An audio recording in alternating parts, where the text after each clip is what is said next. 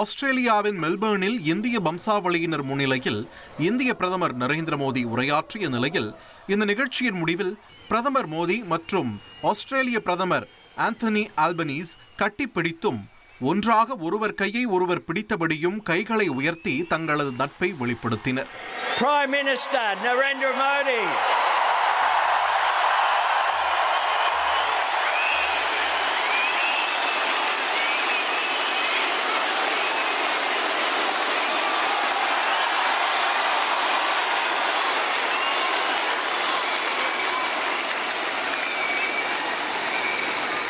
முன்னதாக பிரதமர் மோடியின் வருகையை முன்னிட்டு மெல்பர்னில் இந்திய வம்சாவளியினர் பிரம்மாண்ட கலை நிகழ்ச்சிகளை நடத்தினர்.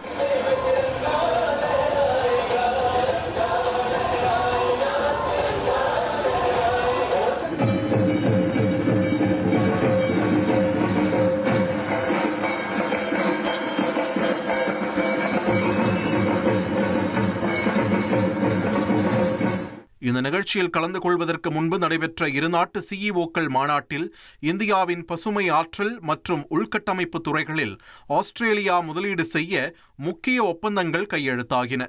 இந்த வெற்றிகரமான பேச்சுவார்த்தைக்கு பிறகு இரு தலைவர்களும் இணைந்து நிகழ்ச்சியோடு எடுத்துக்கொண்ட செல்ஃபி புகைப்படம் தற்போது இணையத்தில் வேகமாக பரவி வருகிறது.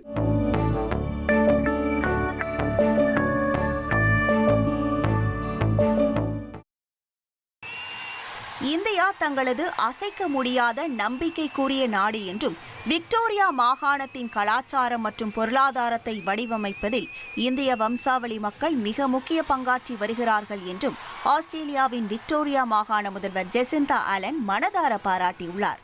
மெல்போர்ன் நகருக்கு வருகை தந்த பிரதமர் மோடியை பிரம்மாண்ட பொதுக்கூட்டத்தில் வரவேற்று பேசிய அவர் இந்திய பிரதமரை தங்களது மண்ணில் வரவேற்பதில் பெருமகிழ்ச்சி அடைவதாக குறிப்பிட்டார்.